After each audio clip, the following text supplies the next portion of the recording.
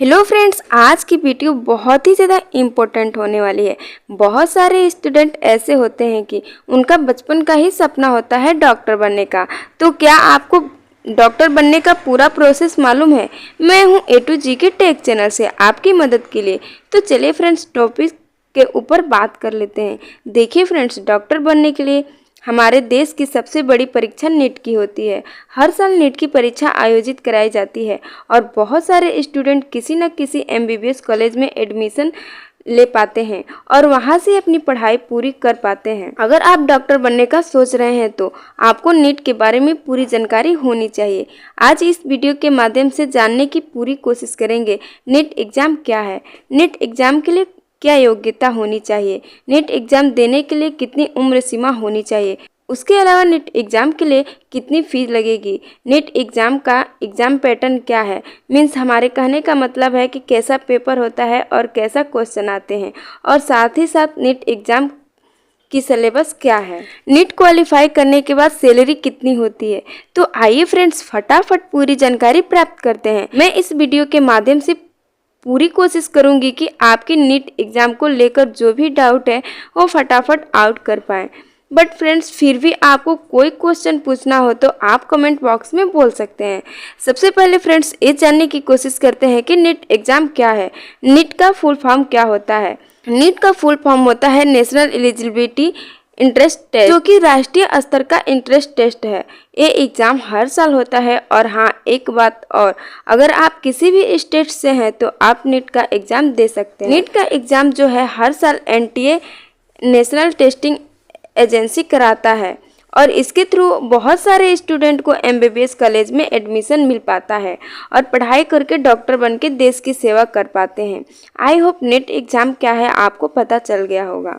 आइए फ्रेंड्स, ये भी जान लेते हैं कि नीट एग्ज़ाम के लिए क्या क्या योग्यता होनी चाहिए। देखिए फ्रेंड्स, जो भी स्टूडेंट नीट एग्ज़ाम को देना चाहते हैं वे कम से कम 12वीं पास होने चाहिए। मीन्स हमारे कहने का मतलब है कि अगर आप 10th के बाद नीट एग्ज़ाम देना चाहते हैं तो वो नहीं दे सकते। कम से कम आप 12वीं पास कर लिए हों और साथ ही साथ आपकी 12वीं पढ़ाई साइंस स्ट्रीम से हुई हो। अगर आप साइंस स्टूडेंट नहीं हैं तो भी आप नीट एग्ज़ाम नहीं दे पाएंगे। और साइंस के साथ साथ आपका मैथ सब्जेक्ट नहीं होना चाहिए। अगर आप मैथ सब्जेक्ट से हैं तो भी आप नीट एग्ज़ाम में नहीं बैठ पाएंगे। अगर आपका subject physics, chemistry and biology होनी चाहिए, आपका subject physics, chemistry and biology होनी चाहिए, तो ही आप नीट एग्ज़ाम दे पाओगे। और आपका 12वीं में 50% मार्क्स होना चाहिए। मैं आशा करती हूँ कि आपकी क्वालिफिकेशन डाउट भी क्लियर हो गया होगा।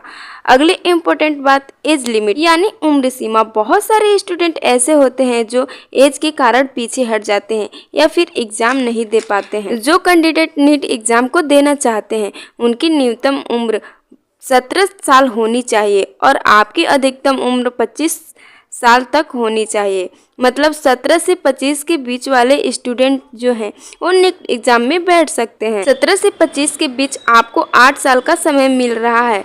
मतलब 8 साल में जब चाहे पेपर दे सकते हैं। अगली पॉइंट है, नीट एग्ज़ाम के लिए कितनी फीस लगेगी। तो देखिए फ्रेंड्स, फीस हमारे कैटेगरी वाइज के ऊपर होता है। अगर आप जनरल कैटेगरी से हैं तो आपकी फ़ीस 1500 रुपये लगेगी फॉर्म की। अगर आप जनरल EWS या OBC से हैं तो आपकी फ़ीस 1400 रुपये लगेगी। अगर आप ST, SC, PWD आपकी फ़ीस 800 रुपये लगेंगे। यह बात आपको ज़रूर ध्यान में रखना है कि इसका फॉर्म हर साल दिसंबर से लेकर फरवरी महीने के बीच निकलता है। नीट एग्ज़ाम के लिए एग्ज़ाम पैटर्न के बारे में बात कर लेते हैं। देखिए फ्रेंड्स, जो नीट का एग्ज़ाम है उसमें 3 सब्जेक्ट से क्वालिफिकेशन पूछे जाते हैं, फिजिक्स, केमिस्ट्री और बायोलॉजी। और बायोलॉजी में 2 सेक्शन बॉटनी और जियोलॉजी से भी क्वेश्चन आते हैं। ये पॉइंट आपको याद रखना है। ये तीनों सब्जेक्ट से जो क्वेश्चन पूछे जाते हैं मल्टीपल चॉइस क्वेश्चन यानी MCQ के क्वेश्चन होते हैं। और हाँ, पेन पेपर आधारित एग्ज़ाम होता है। हो सकता है आगे चलकर ये एग्ज़ाम ऑनलाइन भी हो जाए। इसके अलावा इस एग्ज़ाम को देने के लिए आपको 3 घंटे का समय मिलता है। प्रत्येक सब्जेक्ट से 45 क्वेश्चन पूछे जाते हैं और बायोलॉजी में 2 सेक्शन होने के कारण दोनों सेक्शन को मिलाकर 45-45 यानी 90 क्वेश्चन पूछे जाते हैं। फिजिक्स से 180 मार्क के क्वेश्चन आते हैं एंड केमिस्ट्री से भी 180 मार्क के क्वेश्चन आते हैं और बायोलॉजी से जियोलॉजी और बॉटनी मिलाकर 360 के मार्क्स क्वेश्चन पूछे जाते हैं। टोटल 180 क्वेश्चन पूछे जाते हैं और कुल मार्क्स 720 का होता है।